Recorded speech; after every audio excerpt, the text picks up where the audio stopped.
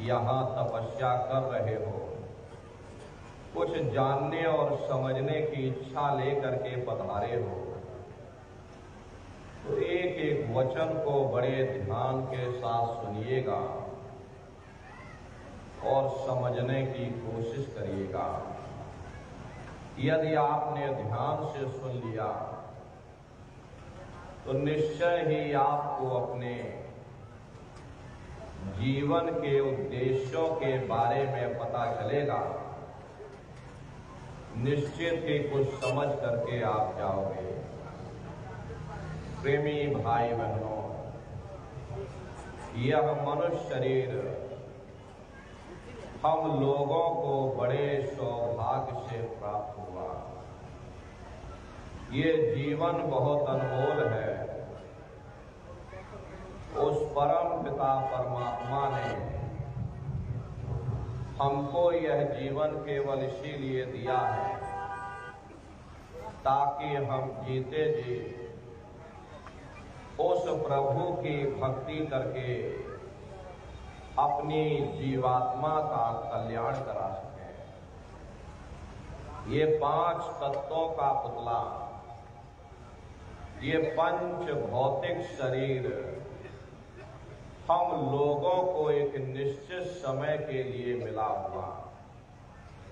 एक निश्चित समय को हम आप नहीं जानते हैं, किंतु जिसका ये मकान है, जिसका ये शरीर है, वो अवश्य ही जानता है।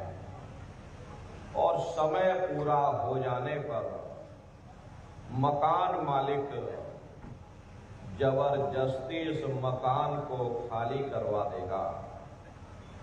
उस समय न जमीन जायदाद काम आएगी, न धन संपत्ति काम आएगी। जीवात्मा को निकाल करके इस शरीर से बाहर कर दिया जाएगा। ये शरीर हमारा आपका यही जमीन पर गिर पड़ेगा, क्योंकि जीवात्मा के निकल जाने के बाद में ये शरीर सिर्फ एक माटी का पुतला है, उससे ज्यादा कुछ भी नहीं। इसीलिए महात्मा जीवों को समझाते हैं कि भाई मिली नरदेह यह तुमको, बनाओ काज कुछ अपना और पचो मत या इस जग में, जानियो रैन का सपना। हरे प्रेमी भाई बहनों, जैसे रात में हम लोग स्वप्न देखते हैं, हालांकि उस समय पर हमें स्वप्न सच मालूम पड़ता है, असली प्रतीत मालूम होता है, लेकिन जब हम सुबह उठते हैं, जब हमारी आंखें खुलती हैं, तब हमें होश आता है कि नहीं भाई, हम तो स्वप्न देख रहे थे, ये सब भ्रम है। ठीक उसी प्रकार से ये दुनिया भी 10-20-100 साल का स्वप्न है। अब आप कहोगे हम जाग रहे, परंतु प्रेमी भाई बहनों, ऐसा हरगिज नहीं है। जिस दिन मौत का वक्त आएगा, हम आप रोएंगे, हाय हाय करके चिल्लाएंगे कि हाय हमने सारी जिंदगी यूं ही स्वप्न में गुजार दी। जागने का समय तो अभी आया था, जो कुछ करना था भी करना था, लेकिन प्रेमी भाई बहनों, अब पछताए होत क्या जब चिड़िया चुग गई खेत। महात्मा प्रेम से जीवों को समझाते हैं कि भाई देह और ग्रेह सब झूठा, भरम में काहे को खपना। ये घर बार हमारा अपना नहीं, हरे पराया देश है। ये सराय खाना है, ये मुसाफिर खाना है। ये शरीर भी तुम्हारा अपना नहीं। ये भी काल का पिंजरा है, किराए का मकान है, पराया मकान है। किसी को 40-50 साल के लिए मिला, किसी को 80-90-100 साल के लिए मिल गया। अब जितने जितने श्वास उस परमात्मा ने बख्शे हैं, उसे भुगतने के बाद में हमें शरीर को यहीं छोड़ जाना। श्वास दुधारा नित्य ही जारी, एक दिन खाली चांद। हरे प्रेमी भाई बहनों, एक तालाब पानी से चाहे कितना भी क्यों ना भरा हो, आप एक छोटी सी नाली काटकर खोल दीजिए, तालाब में छोटा सा छेद कर दीजिए, तो सारा पानी ही तालाब से बाहर निकल जाएगा। ठीक उसी प्रकार से हमारा ये शरीर भी श्वासों का भंडार है।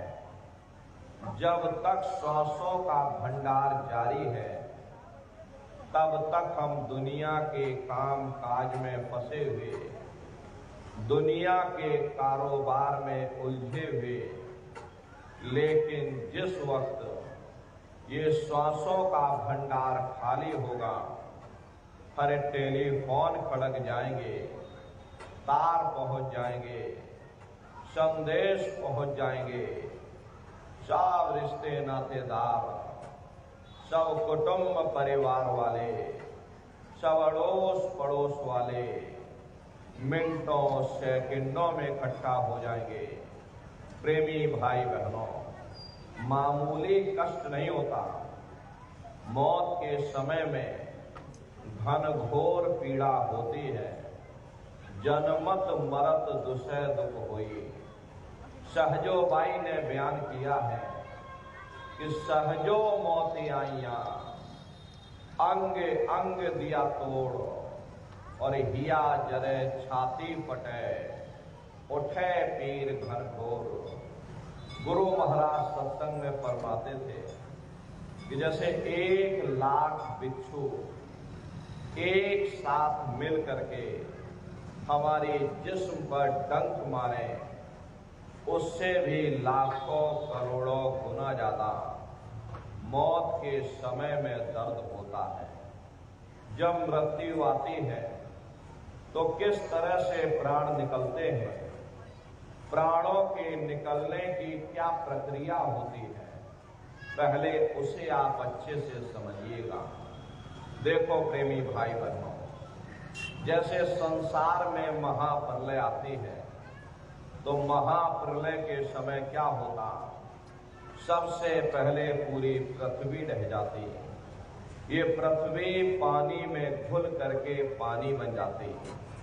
मानव सृष्टि की प्रलय एक बड़ी कयामत है और शरीर की प्रलय एक छोटी कयामत है।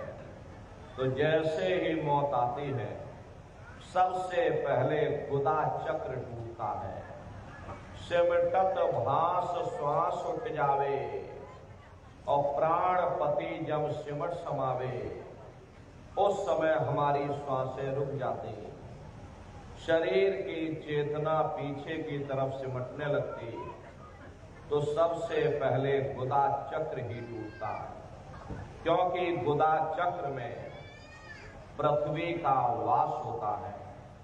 गुदा चक्र टूट करके ऊपर इंद्रिय चक्र में समा जाता। इंद्रिय चक्र में जल का वास होता, यानी जल ने पृथ्वी को घोल दिया। फिर जब इंद्रिय चक्र टूटेगा तो ऊपर नाभि चक्र में समा जाएगा। नाभि चक्र में अग्नि का वास होता है, यानी अग्नि ने नीचे जल को फिर सुखा दिया। ये नीचे से सिमटाव होता है, नीचे से ऊपर की ओर सिमटाव होता। फिर जब ये नाभि चक्र टूटेगा तो हृदय चक्र में समा जाएगा। हृदय चक्र में वायु का वास होता, यानी वायु ने अग्नि को फिर अपने में समाहित कर लिया, और इस तरह से वायु आकाश में उड़ गई। ये आंखों की पुतलियां ऊपर की ओर पलट जाती हैं, मुंह खुला का खुला रह जाता। महात्मा प्रेम से जीवों को समझाते हैं कि भाई जब यह कर्म कलाई उपजावे और बुद्धि सुरत की आन दबावे, जब यह जीवात्मा पांचों तत्वों को लान करके जल पृथ्वी अग्नि वायु आकाश पांचों तत्वों को लान करके ऊपर आती है, तो काल दाढ़ में आन दबानी, जब ढरके नैनन से पानी, जब काल अपनी दाढ़ में दबाता है उस समय नेत्रों से पानी निकलता है, इंद्रियां टूट टूट करके चकनाचूर हो जाती, सब रिश्ते नातेदार खड़े रह जाएंगे, डॉक्टर वैद्य हकीम सब आपको घेरे रह जाएंगे। प्रेमी भाई बहनों, लगे टकटकी दिखे ना भाई, वाहि समय को करे सहाई। उस समय जीव टकटकी लगाकर देखता है कि कोई मेरी मदद कर दे, कोई मुझे पीड़ा से निजात दिला दे। सब भाई बंधु नात रिश्तेदार खड़े रह जाते, डॉक्टर वैद्य हकीम सब आपको घेरे रह जाते, लेकिन प्रेमी भाई बहनों वहां कोई बचा नहीं पाता। यमदूत आते हैं, प्राणों की डोरी को तोड़ देते और जीवात्मा को खींच करके इस शरीर से बाहर कर दिया जाता। जैसे ही तुम्हारी जीवात्मा इस शरीर से अलग हुई, ये शरीर हमारा का मिट्टी हो जाता। फिर इस मिट्टी को एक रात अपने घर में कोई रखने को तैयार नहीं होता। हरे आपके कितने भी सगे संबंधी क्यों ना हो, खास नात रिश्तेदार क्यों ना हो, लेकिन एक रात कोई घर में मिट्टी रखने के लिए तैयार नहीं होते। कहते भाई जल्दी करो जल्दी करो, अब इनकी शक्ल देखने में हमको डर लग रहा, जल्दी से बाजार से कफन खरीद के लाओ, जल्दी से लकड़ियां खरीद के लाओ, अरे जल्दी से चिता तैयार करो, इनको घर में से जल्दी से उठा ले जाओ, वहीं शमशान भूमि पर जला देना। ये जो घर में इनके कपड़े लत्ते पड़े हुए, हर इनके कपड़े लत्ते भी उठा ले जाओ, वहीं शमशान भूमि पर जला देना।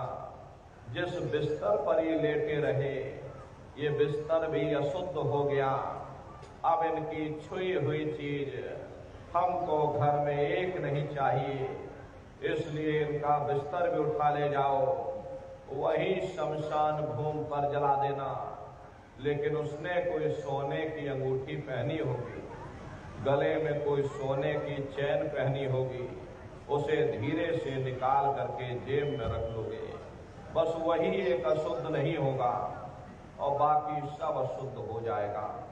महात्मा कहते हैं कि भाई कुटुंब परिवार मतलब का बिना धन पास नहीं जाए। ये रिश्ते नातेदार, ये कुटुंब परिवार वाले, ये सब स्वार्थ के संगी साथी हैं।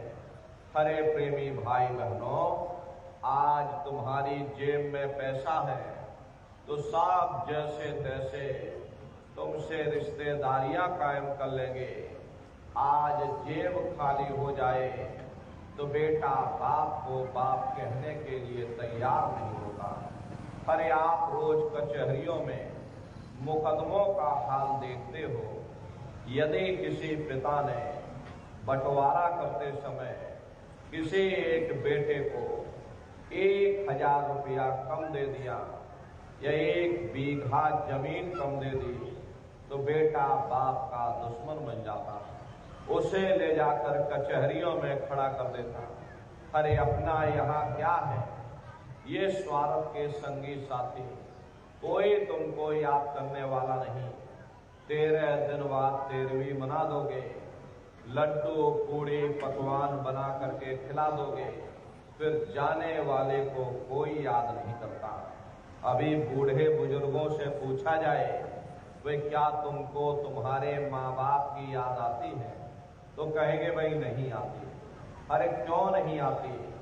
तुम्हारे माँ बाप थे, तुमको पाला पोसा बड़ा किया, खुद भूखे रहे होंगे, तुम्हारा पेट पाला होगा, तुमको तुम्हारे माँ बाप की याद क्यों नहीं आती? क्योंकि तुम्हारे सामने तुम्हारे लड़के बच्चे हो गए, तुम्हारे नाती पोता पंती और संती हो गए, इसलिए तुम अपने माँ बाप की यादों को धीरे धीरे भूल गए और नई यादों में धीरे धीरे बस गए। ऐसे ही प्रेमी भाई बहनों, एक दिन सब तुमको भी भूल जाएंगे, कोई किसी को याद करने वाला नहीं। ये कहानी तो शमशान भूमि पर समाप्त हो गई। उधर देखो क्या होता, तुम्हारी ये जीवात्मा ऊपर धर्मराज की कचहरी में पेश की जाएगी।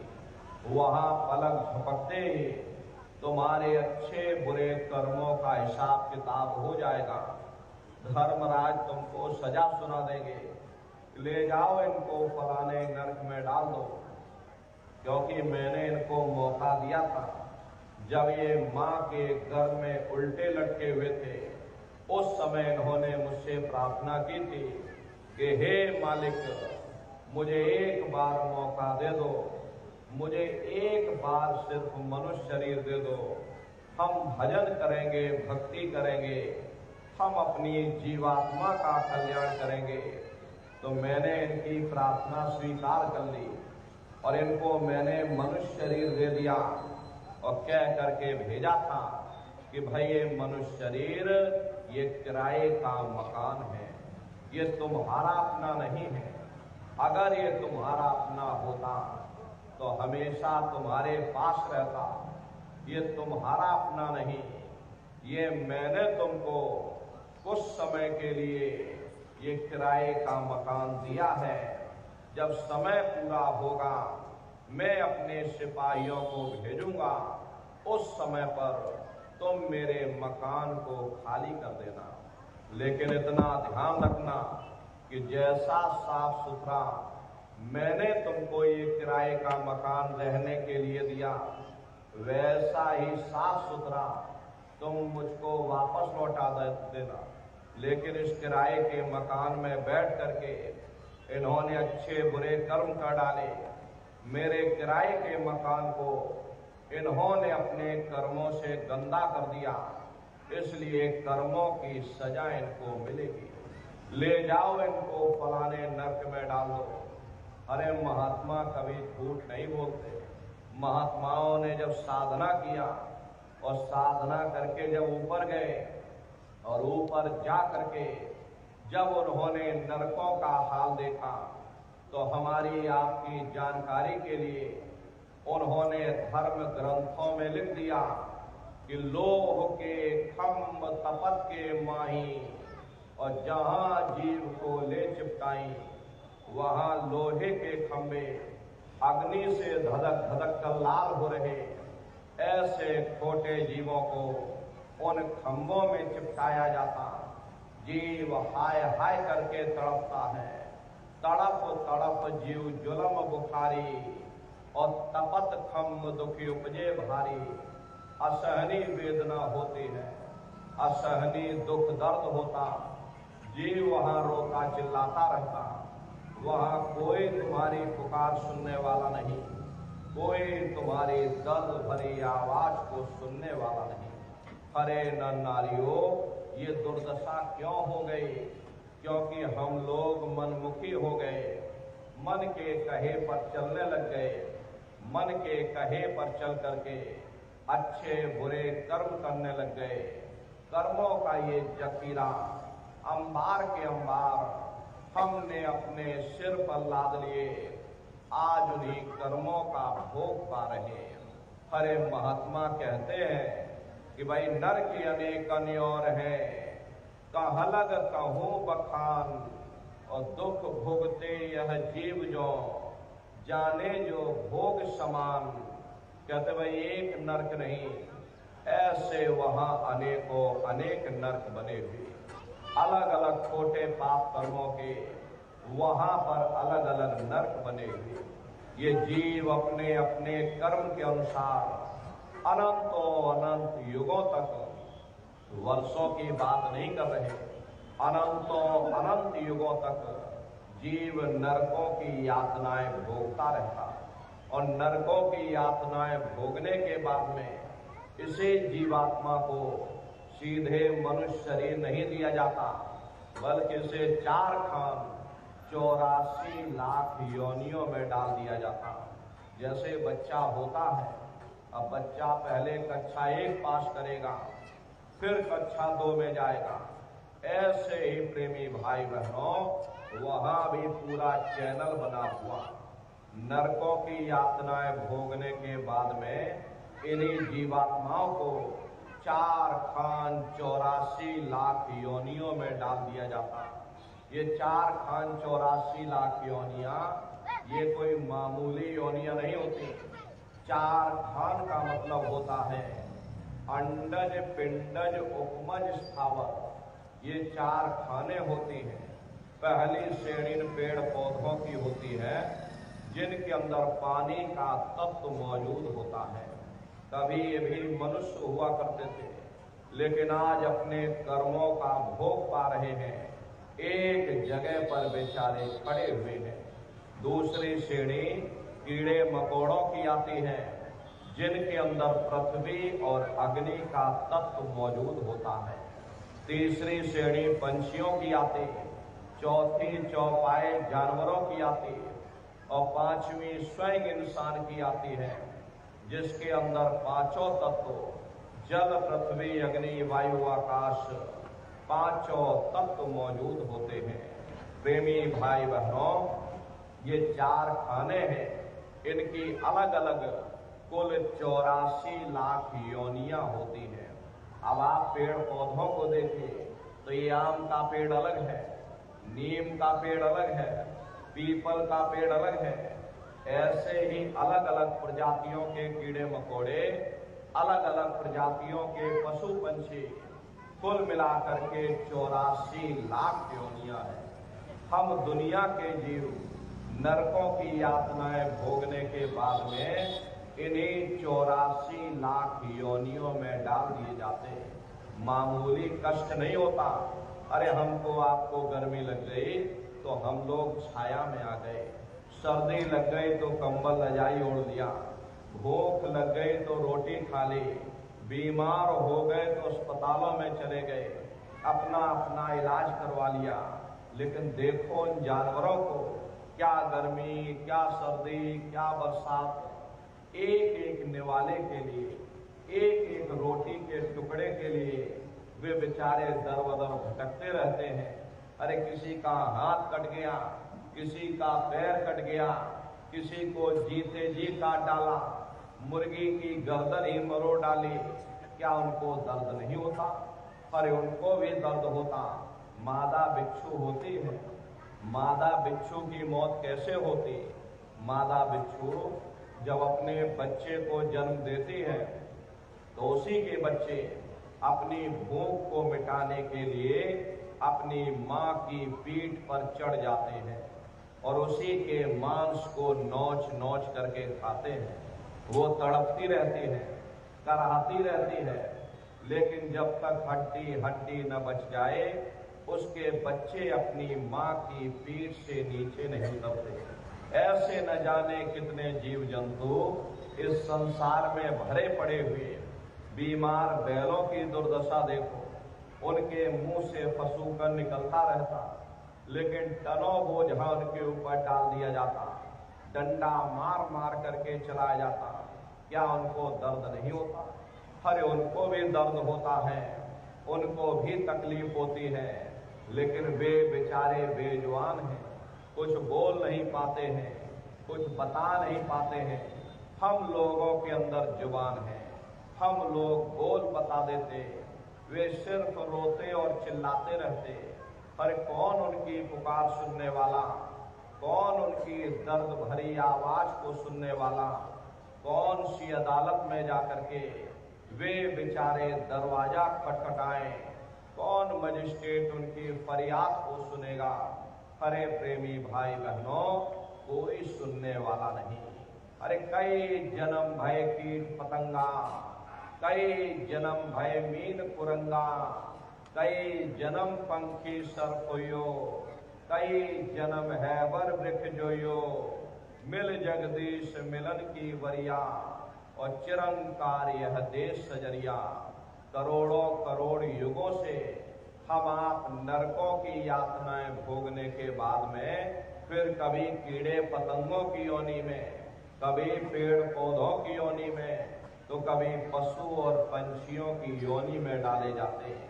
प्रेमी भाई बहनों, 84 लाख योनियों की सबसे जो आखिरी योनि होती है वो गाय और बैल की योनि होती है। गाय स्त्री का रूप लेती है और बैल पुरुष का रूप लेते। ये 84 लाख योनियों की सबसे आखिरी योनि यानी कि अंतिम पायदान होता है। उसके बाद तब जाकर के हम लोगों को दोबारा फिर से मनुष्य शरीर प्राप्त होता। इसीलिए कहा गया, बड़े भाग्य मानुष तन पाया, कोट जन्म जब भटका खाया, कोटान कोट जन्म जन्मांतरों तक अलग अलग योनियों में भटकने के बाद में तब बड़े सौभाग्य से हम लोगों को ये मनुष्य शरीर प्राप्त हुआ। बड़े से बड़े देवी देवता भी इस मनुष्य शरीर को पाने के लिए तरसते हैं, क्योंकि प्रेमी भाई बहनों, उन नरकों से, उन 84 लाख योनियों से निकलने का केवल एक ही दरवाजा है, वह केवल मनुष्य का शरीर है। लेकिन बड़े अफसोस की बात है, जैसे किसी को हीरा मिल गया और उसे हीरे की परख नहीं, उसने हीरे को गधे के गले में बांध दिया। ठीक उसी प्रकार से ये मनुष्य शरीर उत्तम से उत्तम है, लेकिन इंसान इसकी कद्र नहीं करता। खाने पीने ऐशो इशरत में अपने कीमती समय को और श्वासों की पूंजी को बर्बाद कर देता। महात्मा प्रेम से समझाते हैं, वे बड़े सौभाग्य से तुमको ये मनुष्य शरीर मिल गया, यही मनुष्य शरीर है। इसी मनुष्य रूपी मंदिर में बैठ करके हम उस परमात्मा को प्राप्त कर सकते। इसीलिए संतों महात्माओं ने इस पंच भौतिक शरीर को सच्चा हरि मंदिर कहकर याद किया कि हरि मंदिर यह शरीर है और ज्ञान रतन प्रकट हुए, ये असली हरि मंदिर है। जब भी वो मालिक मिलेगा इसी हरि मंदिर के अंदर मिलेगा। इसी पंच भौतिक शरीर को ईसा मसीह साहब ने टेम्पल ऑफ लिविंग गॉड यानी जिंदा ईश्वर का मंदिर कहा। इसी पंच भौतिक शरीर को मुसलमान फकीरों ने कुदरती काबा कहकर याद किया। ये असली कुदरती काबा है। उस मालिक का दर्शन जब भी होगा इसी कुदरती काबे के अंदर जाकर होगा। इसी पंच भौतिक शरीर को गुरु नानक साहब ने नर नारायणी देह कहकर याद किया। ये वो देह है जिसमें नारायण स्वयं विराजमान है। वो नारायण जब भी मिलेंगे तुम्हें तुम्हारे अंदर मिलेंगे। यही कबीर साहब ने लिखा है कि जो तिल माही तेल है, जो चकमक में आग, और तेरा साई तुझ में, और जाग सके तो जाग। जिस तरह से तिल में तेल होता है, पत्थर में अग्नि होती है, ठीक उसी तरह से वो मालिक हर एक के घट घट में, हर एक के वजूद के अंदर बैठा हुआ। यही आपकी धर्म पुस्तकों में भी लिखा है, अरे मोको का धोड़े रे बंदे, मैं तो तेरे पास में, और ना तीरथ में ना मूरत में, मैं तो हूँ विश्वास में। ना मैं तीरथ में मिलूंगा, ना मैं मूरत में मिलूंगा, ना मैं अन्य किसी कर्मकांड में मिलूंगा, ना मैं ग्रंथों में मिलूंगा, ना मैं पोथियों में मिलूंगा, ना मैं किताबों में मिलूंगा। चाहे सारी उम्र बैठ करके तुम अखंड रामायण पढ़ते रहो, मैं जब भी मिलूंगा तो मैं तुम्हारे अंदर मिलूंगा। अरे प्रेमी भाई बहनों, बड़ी सीधी सी बात है कि अगर खाना बनाने की किताब सारी उम्र बैठ करके पढ़ते रहोगे कि भाई खाना ऐसे बनता है, खाना वैसे बनता है, खाने में नमक डाला जाता है, खाने में तेल डाला जाता है, तो कभी तुम्हारा पेट नहीं भर सकता। जब तक आप खाना बनाओगे नहीं, उसे खाओगे नहीं, कभी तुम्हारा पेट नहीं भर सकता। हम वेदों की निंदा नहीं करते, हम ग्रंथों की निंदा नहीं करते, हम गीता, कुरान, बाइबल की निंदा नहीं करते। अरे वेद, शास्त्र, गीता, कुरान, बाइबल कहती है कि भाई मनुष्य के अंदर अंड खंड ब्रह्मांड है, स्वयं वह परमात्मा इसके अंदर बैठा हुआ। चलो अंदर चलो, अंदर चल करके उस परमात्मा का दर्शन दीदार करो। प्रेमी भाई बहनों, अब सवाल ये उठता है, भाई आखिर हम अपने अंदर जा करके उस परमात्मा का दर्शन कैसे करेंगे? तो इसके लिए संतों महात्माओं ने केवल 3 साधन बताए। साधन 3 सारे उन्वर्णे और साधन सब थोथे मान। इस कलयुग में उस मालिक को पाने के लिए संतों महात्माओं ने केवल 3 साधना बताई। पहला है सुमरन, दूसरा है ध्यान और तीसरा है भजन।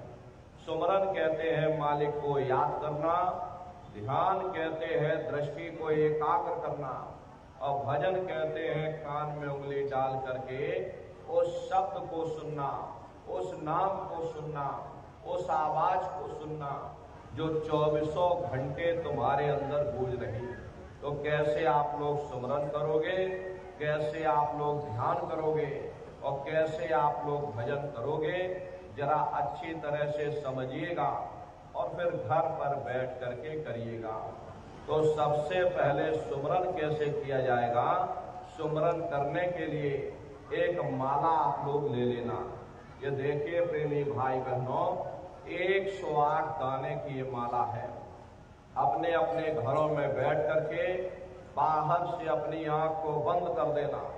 दोनों आंखों के मध्य भाग में अपने ध्यान को एकाग्र करके और मन ही मन दाने दाने पर जय गुरुदेव नाम का उच्चारण करिएगा। हर दाने पर जय गुरुदेव नाम, हर दाने पर जय गुरुदेव नाम, जय गुरुदेव, जय गुरुदेव, जय गुरुदेव, कुल 108 बार करिएगा। दोबारा इसी जगह फिर वापस आ जाओगे। जब आप जय गुरुदेव नाम का उच्चारण करोगे तो दोनों आंखों के मध्य भाग में अपने ध्यान को एकाग्र करके और दाने दाने पर जय गुरुदेव नाम का उच्चारण करिएगा। जिसको आप याद कर रहे हो, एक समय ऐसा आएगा वो अंतर में तुम्हारे सामने प्रकट हो जाएगा। उसके स्वरूप को देख लेना, फिर उसी के स्वरूप को याद करके जय गुरुदेव नाम का सुमरन सभी नए प्रेमी भाई बहन करिएगा। दूसरी बार फिर यहीं से जय गुरुदेव नाम का सुमरन, तीसरी बार फिर यहीं से जय गुरुदेव नाम का सुमरन। इस तरह से कुल 8 बार जय गुरुदेव नाम का सुमरन सभी नए प्रेमी भाई बहन करिएगा। 8 बार करने के बाद में ये माला आप रख देना। प्रेमी भाई बहनों, ये जय गुरुदेव नाम किसी साधारण इंसान का नाम नहीं, ये स्वयं उस अनामी महाप्रभु का नाम है। समय समय पर संत महात्मा अपने अपने समय पर आकर के उस मालिक के नाम को अपनी साधना के द्वारा सिद्ध करते हैं। जैसे कबीर साहब आए, उन्होंने साहिब नाम सिद्ध किया। गुरु नानक साहब आए, उन्होंने वाहे गुरु नाम सिद्ध किया। गोस्वामी जी महाराज आए, उन्होंने राम नाम सिद्ध किया। मीराबाई आई, उन्होंने गिरधर नाम सिद्ध किया। इसी तरह से हमारे गुरु महाराज जय गुरुदेव नाम सिद्ध करके गए। जय गुरुदेव नाम का जहाँ लगा कर गए। गुरु महाराज कहते थे, ए बच्चे बच्चियों, तुम इस नाम की परीक्षा ले करके देख लेना। जब कहीं तुम भारी मुसीबत में फंस जाओ कोई तुम्हारा मददगार ना हो, या मौत के समय में जब डॉक्टर भी जवाब दे दें, उस समय बच्चा तुम 10 बार जय गुरुदेव नाम बोलना, मैं तुम्हारी मदद करूंगा। ये जय गुरुदेव नाम समय का जगाया हुआ नाम है। नए जीवों के लिए नामदान की प्रक्रिया को और सरल से सरल किया गया, ताकि चाहे बगैर पढ़े लिखे लोग हों, चाहे बूढ़े बुजुर्ग हों, चाहे बच्चे बच्चियां हों, आसानी से आप लोग समझ जाओ और सुमरन ध्यान भजन कर सको। एक है साध है सब सद है, सब साध है सब जाए। अपने गुरु की उंगली पहले पकड़ लो। गुरु तुम्हारा सच्चा रहबर है, गुरु तुम्हारा सच्चा साथी है। गुरु पूजा में सबकी पूजा। खरे प्रेमी भाई बहनों, गुरु गोविंदो खड़े काके लागो पाई, और बलिहारी गुरु आपने जिन गोविंद यो बताई। महिमा उन्हीं की है जिन्होंने गोविंद को लखा दिया। इसीलिए कहा जाता है वे गुरुर ब्रह्मा गुरुर विष्णु गुरुर देवो महेश्वरः और गुरुर साक्षात पार ब्रह्म तस्मै श्री गुरुवे नमः। इसलिए प्रेमी भाई बहनों, साधना करने से पहले जय गुरुदेव नाम का सुमरन आप सभी लोग करिएगा। सुमरन करने के बाद में फिर आप ध्यान पर बैठिएगा। दूसरा है ध्यान, और ध्यान कहते हैं दृष्टि को एकाग्र करना। कैसे आप लोग ध्यान करोगे, जरा अच्छी तरह से समझ लीजिए। अपने अपने घरों में पलथी मार करके बैठिएगा। बाहर से अपनी आंख को बंद कर देना। दोनों आंखों के मध्य भाग में दूर सामने देखिएगा। सामने आपको अंधेरा दिखाई पड़ेगा। जब आप अपनी बाहर की आंखों को बंद कर लोगे और अंतर में सामने देखोगे, तो सामने आपको अंधेरा दिखाई पड़ेगा। बस उसी अंधेरे में एक जगह पर आप अपनी दृष्टि को एकाग्र करिएगा।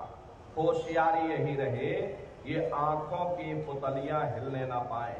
शुरुआती समय में ये आंखों की पुतलियां हिलेंगी, लेकिन जब आप अभ्यास करोगे, करत करत अभ्यास से जड़मत होत सुजान, जब अभ्यास करते रहोगे तो आंखों की पुतलियां हिलना बंद हो जाएंगी। तो दूर सामने अंधेरे में एक जगह पर आप अपनी दृष्टि को रोकिएगा, या उस अंधेरे को ही देखते रहना। दृष्टि अपने आप एकाग्र हो जाएगी, और जैसे ही आपकी दृष्टि उस अंधेरे में एकाग्र होगी, तो सुई की नोक के बराबर काले में भी काला बिंदु, बड़ा चमकीला बिंदु होगा, तारे की तरह चमचम चमचम चमकेगा, वो सामने आपको दिखाई पड़ जाएगा। जब वो चमकदार बिंदु सामने दिखाई पड़ जाए, तब आप अपनी दृष्टि को उस बिंदु पर एकाग्र करिएगा। जब आप अपनी दृष्टि बिंदु पर एकाग्र करोगे, तो बिंदु के चारों तरफ से बड़ा भारी प्रकाश निकलेगा। चक्र की तरह से बहुरंगी प्रकाश होगा। वो प्रकाश धीरे धीरे बड़ा होता चला जाएगा। साधक इतना मोहित हो जाता है कि बिंदु को तो छोड़ देता और दाएं बाएं प्रकाश को देखने में लग जाता। जब आप दाएं बाएं उस बिंदु से निकल रहा, ये बिंदु दरवाजा है, वही बिंदु खिड़की है, उसी को हरि का द्वार यानी कि हरिद्वार कहा गया। बहुत विशाल वो दरवाजा, ये संसार कुछ नहीं। ऐसे लाखों संसार इकट्ठा करके एक साथ दरवाजे के अंदर डाल दोगे, पता तक नहीं चलेगा। इतना विशाल वो हरि का द्वार तुम्हारे अंदर बना हुआ। आप उस दरवाजे के अंदर दाखिल हो जाओगे, बहुत बड़ा मैदान अंतर में दिखाई पड़ेगा। उसी मैदान में जा करके खड़े हो जाओगे। सबसे पहले आपको अपने गुरु के स्वरूप का दर्शन होगा। वो आपकी उंगली को पकड़ करके आगे का सफर तय करेंगे। तो यह है ध्यान करने का तरीका। एक बार फिर से समझिए कैसे ध्यान करना है। अपने अपने घरों में पलथी मार करके बैठिएगा, शरीर को टाइट बिल्कुल मत करिएगा। बहुत से प्रेमी क्या करते हैं कि अपने शरीर को बिल्कुल टाइट कर देते, एकदम टाइट होकर के बैठ जाते। अगर आप अपने शरीर को ही टाइट कर दोगे तो शरीर आपका थक जाएगा और फिर शरीर ढीला पड़ जाएगा। इसलिए पहले से ही अपने शरीर को बिल्कुल ढीला छोड़ देना। जितना आराम से बैठोगे उतना आपके लिए अच्छा रहेगा। आंखों को धीरे से बंद कर देना, इन आंखों पर भी कोई जोर मत देना। यदि आप अपनी आंखों पर जोर लगाओगे तो आंखों की पुतलियों में दर्द होगा, फिर आप अपनी बाहरी आंखों को खोल दोगे। प्रेमी भाई बहनों, इन बाहरी आंखों का यहाँ पर कोई मतलब नहीं है। जैसे सोते समय धीरे से आंख को बंद करते हो, ऐसे धीरे से आंख को बंद कर लेना। अंतर में सामने देखिएगा, सामने आपको अंधेरा दिखाई पड़ेगा, बस उसी अंधेरे को आप देखते रहिए। इतना ही काम आपको करना है, सामने उस अंधेरे को देखना है। एक टक हो करके आप उस अंधेरे को देखते रहिएगा, लगातार उस अंधेरे को देखते रहना। उस समय किसी के बारे में सोचना नहीं, किसी के बारे में विचार मत करिएगा। ये विचार करने की आदत हमारे अंदर पहले से पड़ी हुई है। हम किसी भी व्यक्ति को देखते हैं तो देखने से पहले ही हम उस व्यक्ति के बारे में विचार करने लग जाते हैं। ये जो विचार हैं यही ध्यान में बाधक बन जाते हैं। कोशिश ये करना कि मन में कोई विचार ना आने पाए। अपनी बुद्धि के तर्क और वितर्क को अपने ज्ञान के भंडार की पोटली बना करके एक किनारे पर रख देना, वहां पर बुद्धि मत लगाना, अपना ज्ञान वहां पर मत लगाइएगा। बिल्कुल अज्ञानी बन जाओ, अपने आप को बिल्कुल खाली कर बैठो, एकदम से अपने आप को शून्य कर दो। वह सामने उस अंधेरे को देख, बड़ा चमकीला बिंदु होगा, तारे की तरह चमचम चमचम चमकेगा, वो सामने आपको दिखाई पड़ जाएगा। जब वो चमकदार बिंदु सामने दिखाई पड़ जाए तब आप अपनी दृष्टि को उस बिंदु पर एकाग्र करिएगा। जब आप अपनी दृष्टि बिंदु पर एकाग्र करोगे तो वही बिंदु दरवाजा है, वो दरवाजा खुल जाएगा, ये शिव नेत्र खुल जाएगा, ये दिव्य दृष्टि खुल जाएगी और आप दरवाजे के अंदर दाखिल हो जाओगे। एक बार प्रेमी भाई बहनों ये दिव्य दृष्टि खुल जाए, फिर क्या भूत क्या भविष्य और क्या वर्तमान, कोई भेद आपसे गुप्त नहीं रहेगा। लाखों वर्ष पहले क्या हुआ था, भविष्य में क्या होने वाला है, आप बैठ करके ध्यान में सब कुछ देख सकते हो। तो यह है ध्यान करने का तरीका। और तीसरा है भजन। गाने बजाने का नाम भजन नहीं है, नाच गाना ढोल मजीरा का नाम भजन नहीं है। भजन कहते उस रूहानी आवाज को सुनना जो 24 घंटे तुम्हारे अंदर गूंज रही है। तो कैसे भजन करोगे, जरा अच्छी तरह समझिएगा। ये दोनों उंगली कानों में डाल करके ये कानों को बंद कर देना। कान इसीलिए बंद किए जाते हैं ताकि बाहर की कोई आवाज हमको सुनाई ना पड़े। अपनी सुविधा से बैठिएगा, कुर्सी पर चाहे कुर्सी पर बैठ जाओ, सोफे पर चाहे सोफे पर बैठ जाना, या कोई तकिया इस तरह से रख लेना और दोनों कोहनी यहाँ रख करके दोनों उंगली कानों में डाल करके ये कानों को बंद कर देना।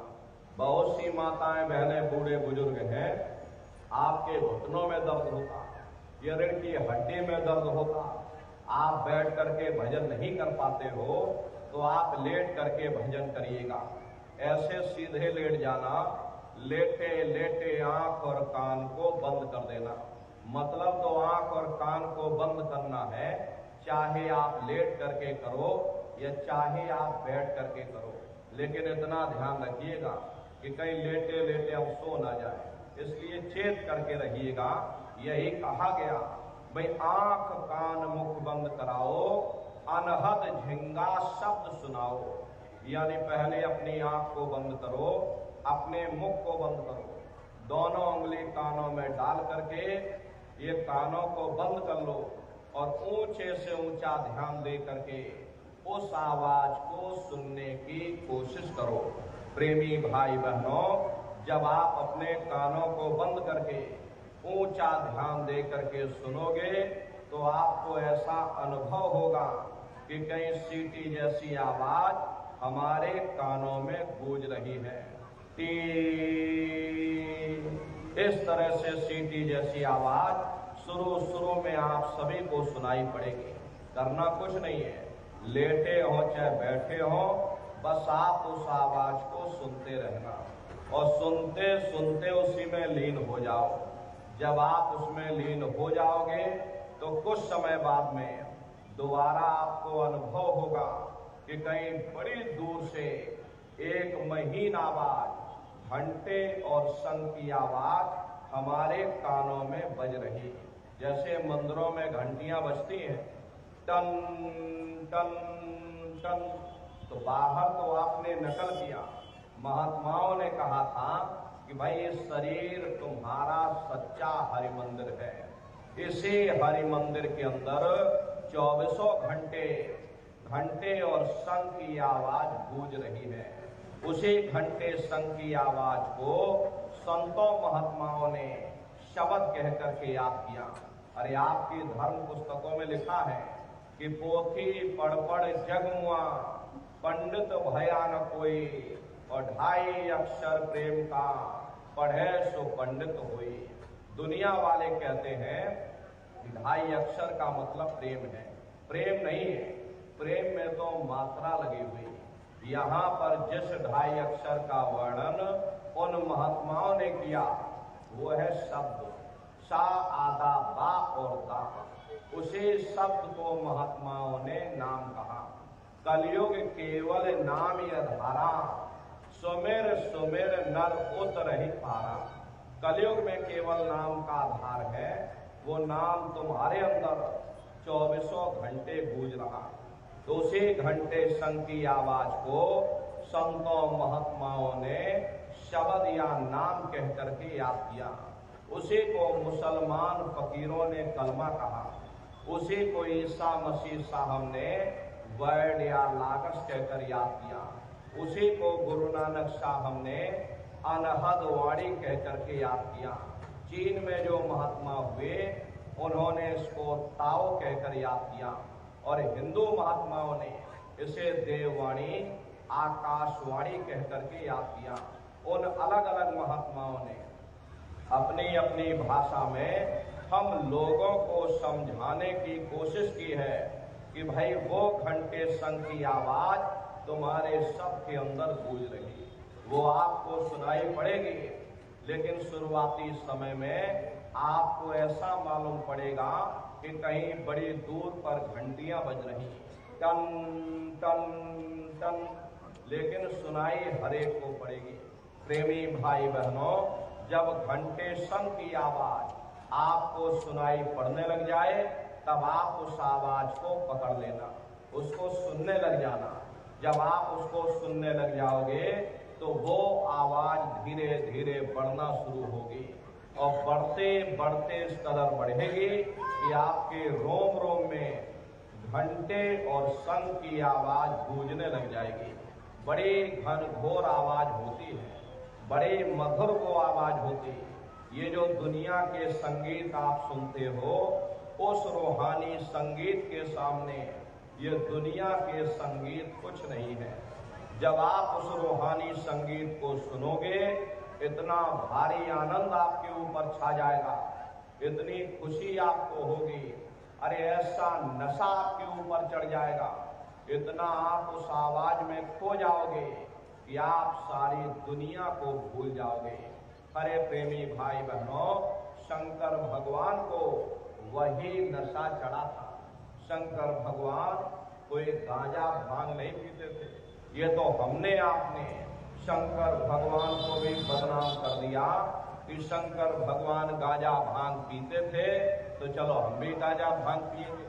लेकिन नारियों, शंकर भगवान ने कभी गांजा भांग नहीं पिया। शंकर भगवान जिस नशे में लीन रहते थे वो नाम का नशा था, वो ध्यान का नशा था, वो भक्ति का नशा था। जब आप उस आवाज को सुनोगे तो आपको भी वो नशा चढ़ जाएगा, क्योंकि उस आवाज में चुंबक है। जब आप उस आवाज को सुनोगे तो वो आवाज आपको अपनी ओर खींचेगी, और जब खिंचाव होगा तो जीवात्मा का फैला हुआ प्रकाश 9 दरवाजों से सिमटने लगेगा। अब ये 9 दरवाजे कौन कौन से हैं? देखो प्रेमी भाई बहनों, अच्छी तरह समझिएगा। अरे बहुत बड़ा विज्ञान है। दुनिया का विज्ञान जब समाप्त हो जाएगा तो ये विज्ञान प्रारंभ होगा। तो 9 दरवाजे कौन कौन से हैं? 2 आंख, 2 कान, 2 नाक के सुराख, 1 मुंह और 2 मलमूत्र का रास्ता। ये शरीर के 9 दरवाजे हैं। सबसे पहला दरवाजा गुदा चक्र आता है। गुदा चक्र में गणेश जी वास करते हैं। गणेश जी वहां के मालिक हैं। ये 4 दल का कवल है। यहाँ पर पृथ्वी तत्व पाया जाता, उसके ऊपर इंद्रिय चक्र आता। इंद्रिय चक्र में ब्रह्मा जी वास करते हैं। ये 6 दल का कवल है। यहाँ पर जल तत्व पाया जाता, उसके ऊपर ये नाभि चक्र आता। नाभि चक्र में विष्णु जी वास